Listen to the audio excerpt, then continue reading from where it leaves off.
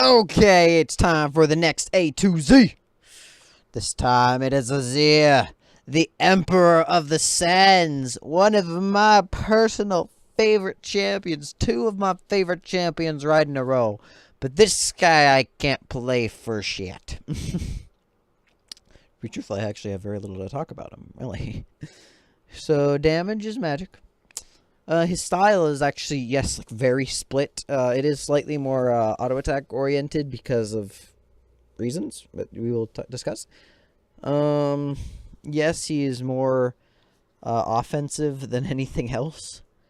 His crowd control, really? Yeah, I guess he does have a knock up and a slow, but that's, I think his E might slow as well. But still. He does have a good amount of mobility because his E also is a movement ability.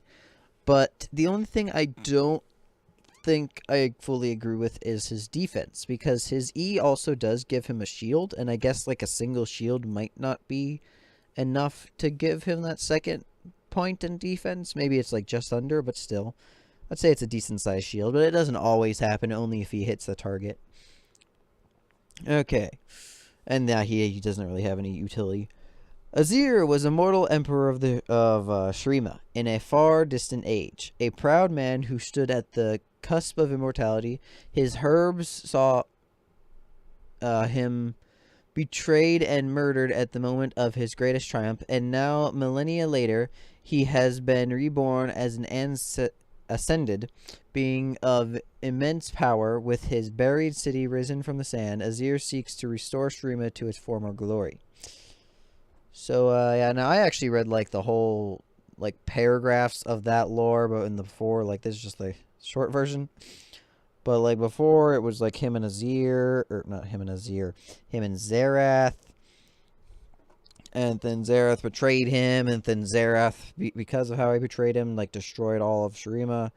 And then as Xerath was, like, sealed into a jar, and then when he finally broke loose, like, the jar is actually, like, the armor that is on him currently, like, the chains and the weird rock symbol-looking things.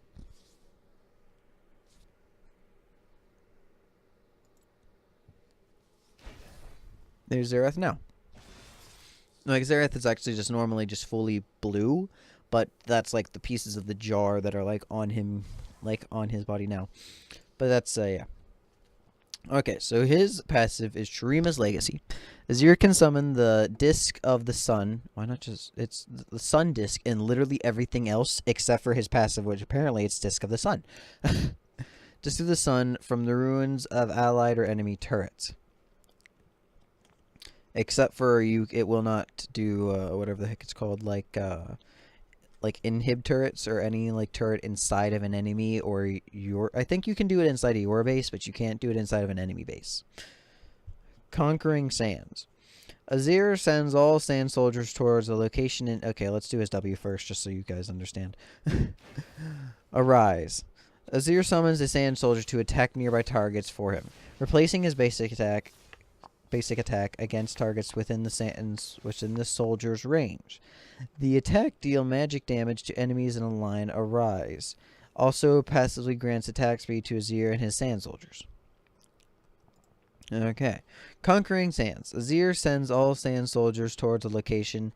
Sand soldiers deal magic damage to enemies they pass through and apply slow for 1 second. Shifting Sands. Azir shields himself briefly and dashes to one of the sand soldiers. Oh, I guess it does just give the shield now. Damaging enemies. If he hits an enemy champion, he instantly readies a new sand soldier for deployment and halts his dash. See, that also can be very confusing, though, because sometimes you'll go to the wrong soldier. It's like whatever soldier is closest to you. Emperor's Divide. Azir summons a wall of soldiers which charge forward, knocking back and damaging enemies. Okay, now when it comes to Azir, he was honestly one of the first champions that I really, really, really enjoyed playing. But at the same time, this was back when I was really bad at the game, so when I was doing half decent on him, I was actually doing really bad in actual standards. I was just against people that were even worse. And when I finally started moving up, my skill with Azir was moving up very, very, very slowly, but my normal skill was moving up steadily. So because of that, I started getting destroyed. And I still had the game knowledge. I knew what I was doing. I just couldn't do it on Azir. So I had to move elsewhere because he is the most difficult champion in the game. Like, yes, he has a difficulty of 100 like a few other champions, but at the same time, he is the legitimate most difficult champion in the game. He takes a ridiculous amount of skill, but also a ridiculous amount of simplicity at the same time. Like, early on, his poke is just really stupid. It's just WQ, one auto attack, there's electrocute, you just chunk them, and you're capable of outranging basically anyone. And because of that, like, whatever the heck it's called, that's the only part of him that's like really simple, is like his early game. But his E is it's something, because it only, like, with the shield isn't really that big, so I guess that is probably the reason why he has that defense. And like, just from him running into something, it's just, I don't know, his E is just like lackluster, I would say. But like, in general, he has just a lot, because he can engage, he can peel, he can do anything. He can do anything in the entire game, but you need to have the skill to be able to do it. And I personally do not have the skill to be able to do it on Azir. I think that my one friend who I played with before, that was playing a lot of Azir games, he has the skill, but at the same time, he doesn't have like the full mastery of it, because he still does get like pretty heavily destroyed until late game most of the time. Well, not heavily destroyed, but like reasonably destroyed. But I think it fits him well, because as I said it in like one of the streams, but I don't think I put it in any of the videos, he wants to be an ADC that is not an ADC, because that's like what Azir is. He builds magic damage, but he also attack speed, which is why there's like Nashor's Tooth. He focuses a lot on auto attacks, as his kit's more auto attack prevalent, but at the same time, his abilities are like his bread and butter. So he's a very contradicting champion, because he's both aspects. Now when it comes to his kit, honestly, I don't have any problems with it currently. I think that he's a bit much early on, like with his Q, but like as I said, like the combo is really very annoying. It's like, it's very hard to tell where the like Sand Soldier's range is. It's hard to tell where his range is, because he can only send the soldiers a set distance away from him with his Q. And because of that, like, he's limited on what he can do, just as limited as you are. And if he like sends them in an area that's like outside of his range, he'll have to like walk over to there like everyone else, and then the ability will activate. And because of that, I don't like that aspect of him. But besides that, honestly, I don't really have any big changes for him. I have like a mini rework that isn't really, I don't really think will improve his. It's more of just like something that I thought of that could happen. Like if they ever wanted to rework him for whatever reason, which I don't think they have need to or should at all. But if for whatever reason they felt like, yeah, I'm going to rework this champion, then I'm like, okay, this is like probably what I would think they should do. Now basically, like, the way that I thought of it is more along the line of like Yorick, where this is another thing though, actually. This is the one change I would make him. I hate his passive. I think his passive is one of like the most usefully useless passives ever, where like it's so situational. It's just oof. I wish that maybe they made it a bit more advanced and made it more of like a mini Starner passive, where there are two things that I wish they did to it. Like, they have to pick one or the other, not both. If they did both, it'd be overpowered. But the two things that I wish is that either they, one, made it so that if you're inside the turret range, like you, Azir, then you have bonus attack speed and maybe some mana regen. But that's it. Or the other thing is that whenever a tower dies, any tower on the entire map, you get a buff. Now, if you defeat a enemy tower, then you get a buff to your like attack speed, or maybe not like attack speed, maybe like a buff to your something. I'm not entirely sure. I originally was going to say like either your magic resist or armor or something like that, or maybe health, just like a small little increase. And then if they defeat one of your towers, then you get a buff to either your attack speed or ability power. But like obviously this would need messed with a little bit because it can get to a stupid extent where you just become way too strong. Like if every tower in the entire game is dead, it's like Azir would become powerhouse. But like that's just like those are the two things I wish that they did to it, like a second part to his passing, because I think as it is now, it's like it's just never ever used. It's what I think of like Talon with his E. I think it is a useless ability that is only sometimes sometimes useful, and it's very situational. And I'm fine with situational abilities, but I think that the situation should be more common than this type of situation.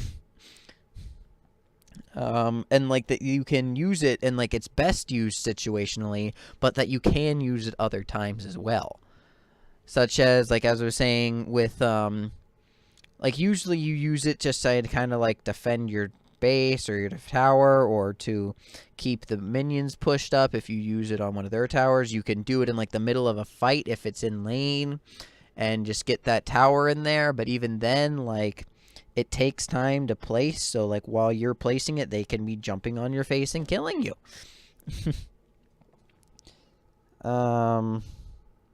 And because of that, like, I don't like it. And, like, I would say, yeah, there's more of a reason to do it with what I was saying earlier. Like, if you make it so that it increases, like, your attack speed while you're inside the range of it. Now, not just any tower, only the towers that you place, meaning you do need to wait for a tower to die beforehand. But those are, like, the only real changes that I have to him, like, as he is now. But as I was saying, I do have, like, a mini rework for him, sort of. So, basically, it would be kind of like what his kit is now, just changing it up a bit. So, his passive would be that whenever a caster minion dies, a little, like, a little sand spot will be there. And whenever whatever the heck it's called, whenever, like, the minions with the sword, I don't know their names, whenever they die, it will leave, like, the same thing, but it'll be slightly different. And then what your arise will be, your W, is it will arise all of them. Like, your arise will not simply be like you hit a button and you spawn a soldier. Your arise will spawn however many, like, sand spots you have on the grounds, and then on the ground, and the span spots will only stay there for, like, so long. So, actually, I like a little lie is that I don't think that it should be any caster minion and everything. Only, like, the things that you kill. That, like, with, like, obviously your auto attack, because you won't have any abilities by this point.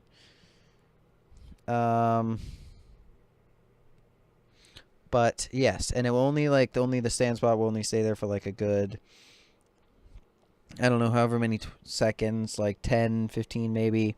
That's a pretty long time, honestly, like in this type of game. But still. And you will use that to, like, arise your soldiers. And then besides that, like the minions on your team will also leave these spots, but it'll only be like one per however many minion waves.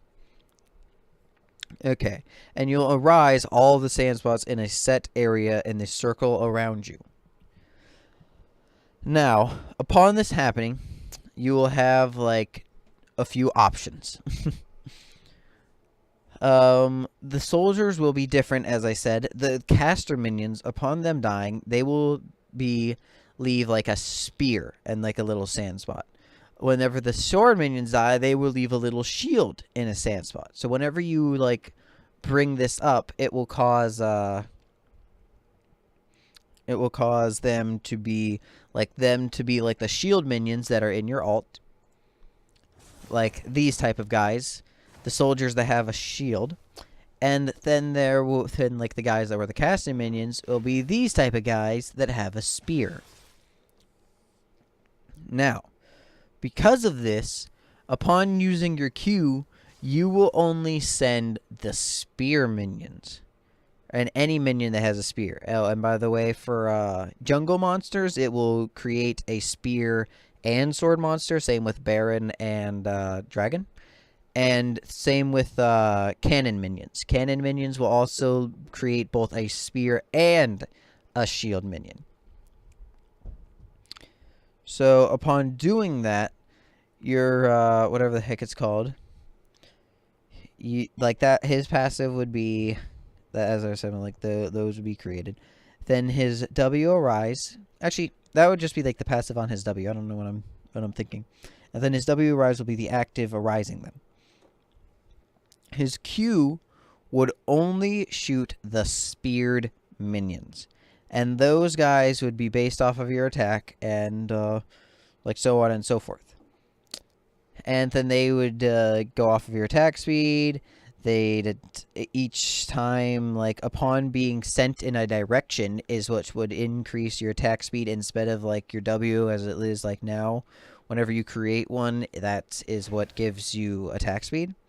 But when your Q is activated, that's what's going to give attack speed, not just your W. Yeah. So then your E, instead of being shifting sands and like you head to a guy, it will shoot the shield people. Now, if the shield people hit someone, they'll knock them back a little bit. If multiple shield people hit the same guy, it will stun them and knock them back a little bit. Well, I mean, like the knockback will be 1 second. The stun will be 2 seconds, meaning like even when they land, they'll still be stunned. But they will not be capable of hitting the target afterward.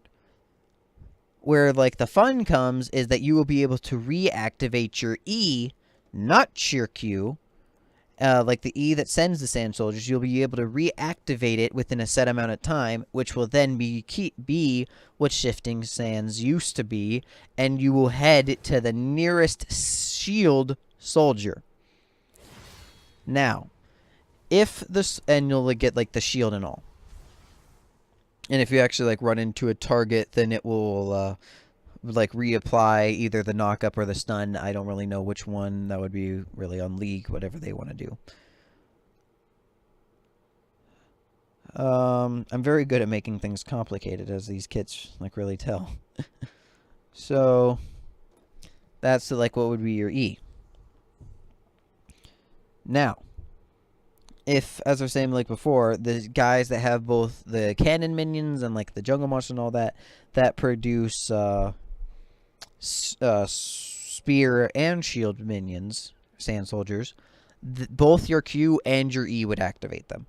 So, like when it comes to your E, if you only have the spear and shield sand soldier, when they ram into a guy, it will only do a little knockback of like 1 second, even if and they are not counted as either a spear or a shield. They are their own entity, meaning if you have one spear, one shield, and one spear and shield up at the time, and you send your E and both your spear and your shield guy hit, it will only do the knockup. It will not count as two people hitting him, meaning it will not do the stun. But the good thing about this guy is that he also follows your auto attacks, so when he's close enough, he will be able to auto attack. So like a new combo could be, you hit your W, you arise 2 spear soldiers, 1 shield soldier, and 1 spear and shield. You then send in your E, and you do the knock-up and the other hit, and then you start auto attacking a little bit with your that soldier. You then reactivate your E, bringing you to either the shield or the spear and shield soldier, because he does actually count as for like being able to go to your E. And then from there, you activate your Q, sending your 2 sand soldiers and your spear and shield soldier into him. The spear and shield soldier will apply the slow if your Q is for what he like moved upon hitting, and so will all the other sand soldiers. And then they will all be attacking him, so you'll have 3 soldiers attacking him. But he will not do any bonus damage. The spear and shield soldier will not do any bonus damage. So yeah. And then your alt would be a bit different. Your alt would be like just creating an army. It would just kind of like spawn like 3 of each soldier around you. And it would be like in a much like lower cooldown, just so you have the possibility of doing that. That was a lie. I am a liar. Because I'm not like making this up as I go. I'm just kind of like, that's one of the options as what I wanted it to be, and I kind of like thought, okay, that's like what I'll have it be. But then after thinking about it, I'll just say both options, but like that was the original one that I was going to go with. The other option was that it's like your current passive, but better, because instead of just whatever the heck it's called, being what it currently is, where you make a spot where a tower already exists, you'll be able to just make a soldier.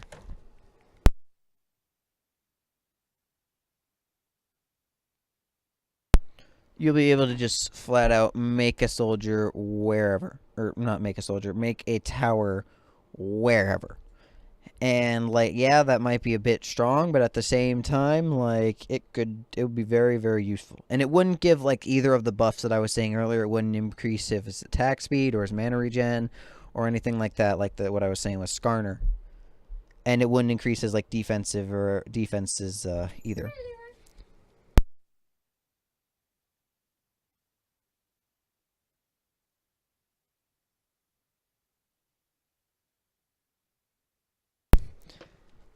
I love it when people walk in here when I'm trying to do stuff. But mostly just my nephew. Sorry about that, just a little tangent, little rant. But then his passive is the only thought that I haven't like fully come up with. I have had like a little idea with it, where depending on what type of soldiers he has on the map will give him like either more of like just some sort of buff. Like if he has for every spear soldier he has out, he has 10 more ability power, scaling with level. So like at level 18, he'll have 20, 30 more ability power for every sand soldier he has out, or for every spear soldier. And like, yes, of course, the spear and shield soldier will count. And then it'll work like for the other way as well.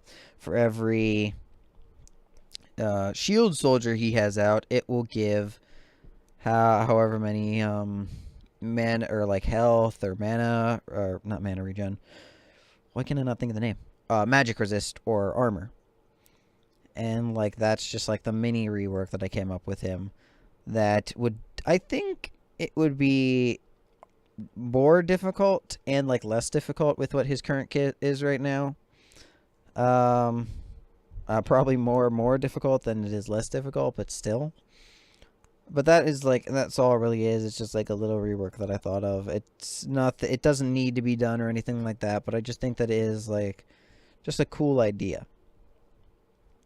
And nothing really more. But, so yeah, that's just like the recap, is I just think that his current passive is kind of stupid, and that his Q, or that his WQ combo on early game is a bit strong. But, like, both of these things, honestly, I think are a bit, like, are fine the way they are and really don't need to be changed. So, let's move over to his skins. So, I honestly personally think his base skin is his best skin. Just, I love it. This is like the main reason I even started playing him, was just because seeing him as like in this is just, oh, so incredible. I just love the way that his current skin works.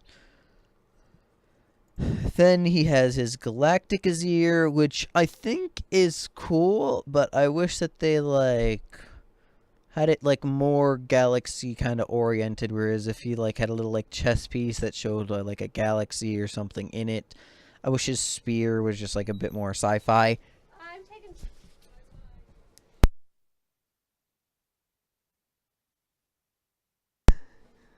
Oh my goodness. Then yeah, the Grave Lord Azir. This one I just wish was more of like a zombie type of skin instead of what it is right now. Like the zombie Nunu and things like that. Um and I wish there was like a bit more to his chest piece. I like the tears in the fabric when it comes to like his suit, but I think that's much more of like in the actual clip art instead of like in the actual in game. But meh. Then there's the SKT1. Honestly, I find most of the SKT skins like I find it that they do these skins like just too simple. Honestly, like in general, I think they're all just a little too simple. But yeah. Then there is the Warring Kingdoms. Now, this is my friend's favorite one because he is a legit bird in this one, but there's also one of the reasons that I don't like it. I wish that he was like more armor and like the green emerald armor instead of actually being bird. But that's just me. I like the skin. Honestly, I think it's his second best skin. But I think that I still wish he was more of like armor and emerald over bird. Like that's one of the big things like about this. Just like, oh god, the armor just looks so good. uh okay. But that has been Azir, the Emperor of the Sands. Thank you all very much for watching. If you enjoyed it, please leave a like, subscribe. If you like either disagreed, agreed, or just have anything to say about the what I've like said about Azir, like with my mini rework, or what I've said just like with his kit currently, please like leave a comment. We can have a debate, so on and so forth. And yeah, so just like if you want to do that, I will not hesitate to respond. So yeah. Thank you all very much for watching. I hope to see you all next time, and I bid you all adieu. Goodbye.